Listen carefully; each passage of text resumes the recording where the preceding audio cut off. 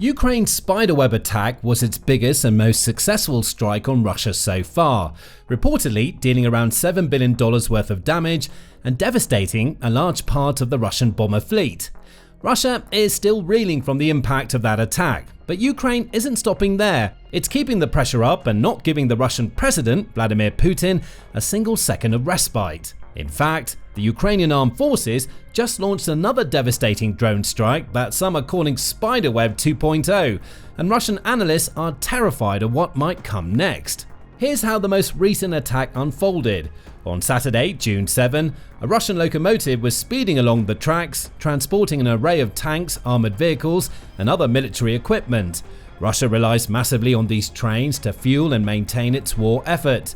The country has even constructed multiple new railway lines since the invasion began to speed up and streamline the flow of supplies like ammo, fuel, and food. But this train was never going to reach its destination. Unknown to the Russians, Ukrainian forces had secretly hidden a small army of drones inside some of the railway containers. When the time was right, as the train was still moving, hatches on those containers opened up and the drones burst into life, flying out and raining down fire on the train. It was in many ways a mirror image of the spiderweb attack, which saw drones hidden on board a series of trucks which were then driven to key locations across Russia. Once the drones had parked up near the important Russian airfields, the container roofs opened up. Dozens of drones then filled the skies, damaging and destroying large numbers of Russian bombers that were parked up on the airfields. According to reports, up to a third of Russia's entire bomber fleet was wiped out, all in a single day, though the operation itself required a whopping 18 months of planning. Now, there's no information on how Ukraine managed to sneak its drones on board a Russian train, but it was surely a feat of incredible intelligence, strategy, and stealth.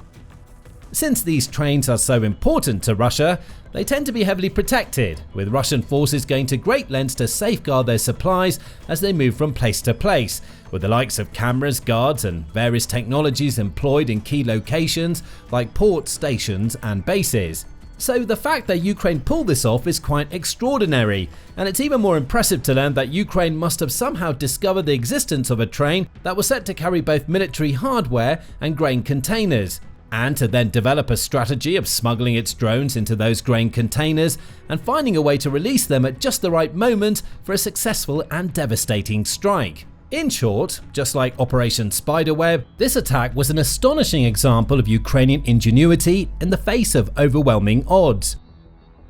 While there aren't yet many details about how the attack was planned and carried out, it's been confirmed by sources on both sides of the divide, and if reports are to be believed, it was an incredibly destructive and successful strike. The defense forces of southern Ukraine, for example, posted about the attack on Telegram on June 7 as part of their daily updates on key events from the front lines. They wrote, "The defense forces of southern Ukraine hit a locomotive with a column of enemy equipment. The enemy's losses amounted to 13 tanks and more than 100 units of armored and automotive equipment." On X, the American independent war reporter Igor Shushko appeared to confirm the news, writing, "Ukrainian drones flew out of grain train car hatches and destroyed 13 Russian tanks and more than 100 armored vehicles and other equipment being transported by the Russian train in occupied southern Ukraine. The hatches appear to have been opened remotely again." Other news sources paint an even grimmer picture for Russia, suggesting that, as well as more than a dozen tanks and over 100 armored vehicles, the drone strike also took out 7 artillery systems and 10 fuel tanks, carrying anywhere from 158,000 to 172,000 gallons of fuel. Of course, there's always the possibility that Ukraine's armed forces and other sources are exaggerating these claims somewhat to make the attack appear even more successful. However, even reports from the Russian side of the war paint a damning picture of the attack, with one pro-Kremlin blogger in particular expressing absolute outrage that the attack was allowed to take place.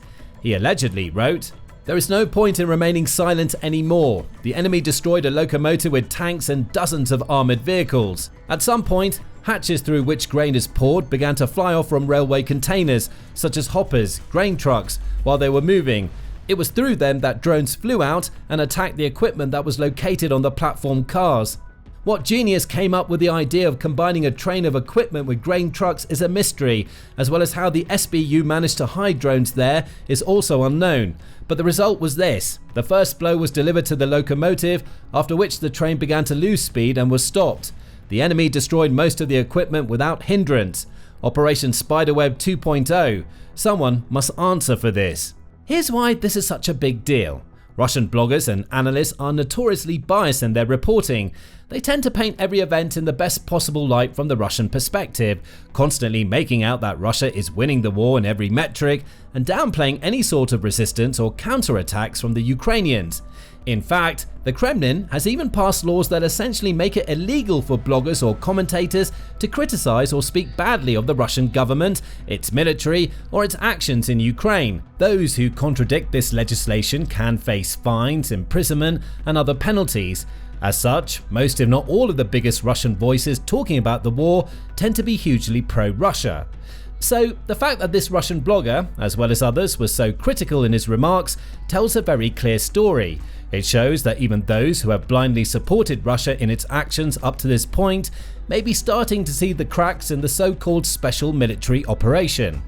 And if Russian bloggers and propaganda makers are starting to call out the military, it begs the question, what does this all mean for Putin and the current state of affairs in the Kremlin? Well, while parts of the Russian population may still believe that the war is just and Russia is on the right side, many people may be slowly waking up to the reality of the situation. And that's bad news for President Putin, who has always seemed so desperate to cement himself as Russia's greatest and most respected leader. His carefully cultivated image of a strong, powerful, unflinching presence is slowly eroding as the war goes on far longer than he ever imagined, and especially now Ukraine is striking back so successfully, hitting Russian targets and breaking down the war machine bit by bit. Indeed, if the reports from this latest attack are accurate, then Russia has suffered a serious blow here. A recently published report by the Center for Strategic and International Studies detailed the colossal losses that the Russian army has suffered in recent months, stating, Russia has lost substantial quantities of equipment across the land, air and sea domains, highlighting the sharp material toll of its attrition campaign. Since January 2024, for example, Russia has lost roughly 1,149 armored fighting vehicles, 3,098 infantry fighting vehicles, 300 self-propelled artillery, and 1,865 tanks. Even more noteworthy, Russian equipment losses have been significantly higher than Ukrainian losses, varying between a ratio of 5-1 and 2-1 in Ukraine's favour. Thanks to Spiderweb 2.0, more than a dozen more tanks and 100 armoured vehicles can be added to those statistics, which prove that, for all its military might, Russia has massively struggled to assert itself in this war. Its gains on the ground have reached a staggeringly slow pace, with just 50 meters of ground gained in some regions each day, and its losses are tremendous. And that's not just about equipment losses, but also lives, with Russia reportedly close to reaching the 1 million casualty milestone for the war so far, with an estimated 250,000 soldiers killed and hundreds of thousands more injured.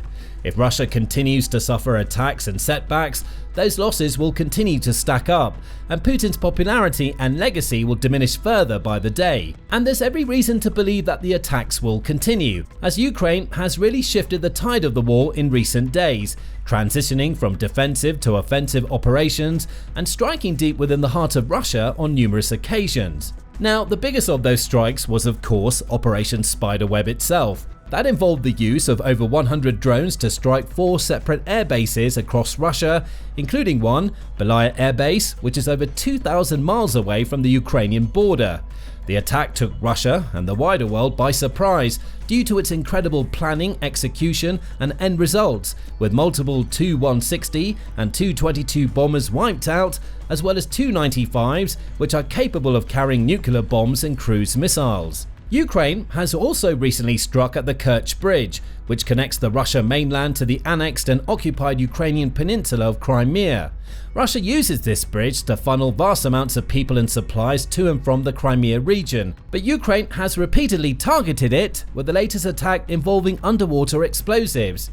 While it hasn't yet been confirmed, some analysts and experts have since suggested that Ukraine may have used advanced underwater drones to both plant and detonate those explosives, fueling fears in Russia that Ukraine could hit its naval bases, ports, and even nuclear submarines in the days and weeks to come. Recent days have also seen successful Ukrainian drone strikes on other major targets beyond its borders on Russian soil.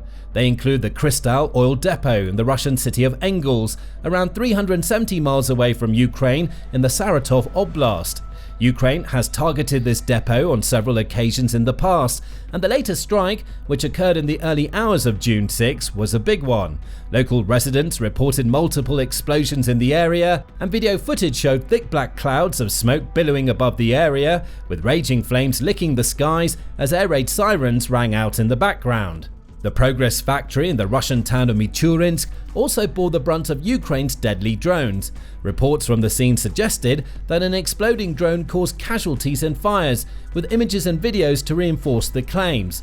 This factory manufactures important pieces of military hardware, including missile control systems, which allow Russia to repeatedly fire on targets in Ukraine, like civilian buildings in the country's capital city of Kyiv. Now, one single factor unites all of these successful Ukrainian strikes: drones. For large parts of this war, Ukraine has been made to fear drones. As the invasion progressed, Russia massively ramped up its reliance on them, buying large quantities of Shahid-style drones from Iran for more than $100 billion, as well as building its own new drone production facilities, and using more and more drones with every passing year. Indeed, the first year of the war, 2022, saw around 2,600 drone strikes in total. 2024, in contrast, had been around 13,800, and 2025 is projected to end with an even bigger total. Because of this, on the Ukrainian side, around 70% of all deaths and injuries are now caused by drone strikes, with both civilians and soldiers fearing the distinctive buzz of drones in the area. To make matters worse, Russia is said to be looking at ways to make its drones even more lethal and efficient, like integrating AI technologies that would allow drones to operate autonomously without the need for human pilots or controllers.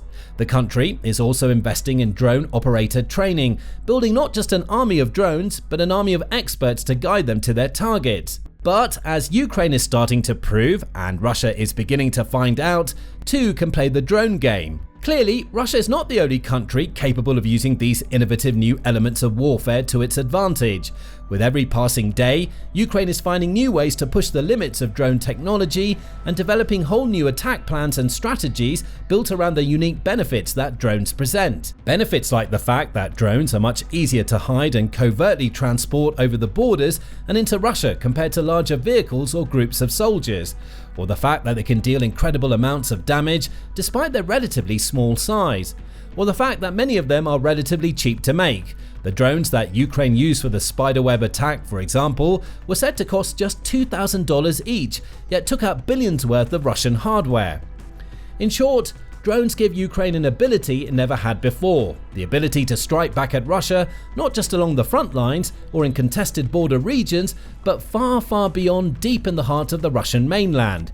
In doing this, it sent a clear message: nowhere in Russia is safe. Ukrainian drones can and will strike far and wide across the nation, and while the Russians may try to hide their jets and other expensive hardware hundreds of miles away, there's always a chance that Ukrainian drones might be secretly smuggled to those areas, ready to strike without warning. It's not yet clear which drones Ukraine used for Spiderweb 2.0, but it's likely that they were the same or similar models to those in the first Spiderweb attack. Cheap and simple, but remarkably destructive.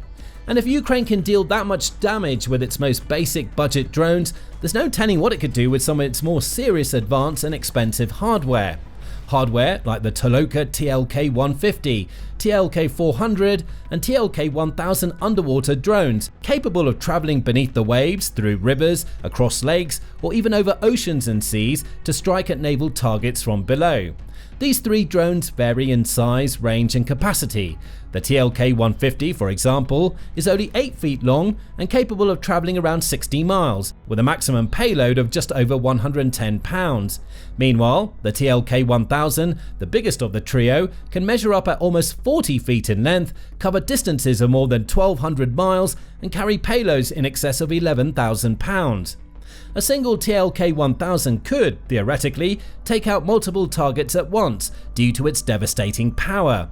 And on the Russian side, there are already analysts sounding the alarms about a potential attack on places like the Russian port city of Vladivostok or the country's invaluable nuclear submarines docked in a secure facility in the Kamchatka Peninsula in the far east stretches of Russia's territory. And speaking of sea-based drones, Ukraine has also recently revealed its incredible Magura V7 remote-controlled speedboat. Measuring 24 feet in length, this unmanned vessel can launch anti-aircraft missiles, effectively allowing Ukraine to use water-based drones to strike on aerial targets, and it's already proven successful in real-world conditions.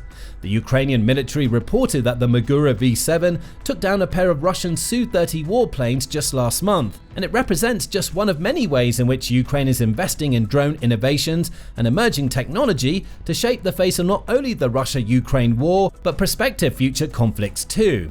Another unifying element of Ukraine's latest attacks is the fact that they all tend to focus on key logistical or military targets across Russian territory. Ukraine has hit oil refineries, factories, airfields, railways and bridges with its drones and missiles. This is clearly a key pillar of the current Ukrainian strategy, and it's not hard to see why. Ukraine knows that even with support from Western allies, its army isn't a match for Russia's. This is clear to see in the statistics. Ukraine has around 900,000 active duty soldiers, for example, while Russia has over 1.3 million, with more joining the cause by the day, thanks to the Kremlin's intensive recruitment drives and drafts. Russia also has far more vehicles, planes and vessels than Ukraine. It has over 10 times as many aircraft, although many of its most important bombers were wiped out by spiderweb, as well as around 5,750 tanks and more than 130,000 armoured vehicles, compared to Ukraine's estimated totals of 1,114 tanks and 18,920 armoured vehicles. In many ways, this is a David versus Goliath fight, but everyone knows how that story ended, and Ukraine is proving time and time again that despite its smaller size, it's more than capable of dealing major blows to the Russian war machine. And it does this by picking its targets carefully, planning its attacks to the finest detail, and executing its strategies with impeccable precision. That's been evident in Operation Spiderweb, and now once more with Spiderweb 2.0. But is Spiderweb 3.0 already in the works, and where might it take place? For now, only speculation is possible, but as mentioned earlier, there are rumblings and rumours going around on the Russian side that Ukraine might make the most of its amazing underwater drones to target Russian ports or naval bases, perhaps even striking at the Russian Pacific Fleet, which is made up of various vessels including destroyers, corvettes and more. Now, check out our recent video detailing how this prospective attack might play out, or take a look at our in-depth breakdown of how the war is going and why Russia is on the losing side at the moment. And don't forget to subscribe to the Military Show for more day-by-day updates of key events from the conflict and other important military and geopolitical news from around the globe.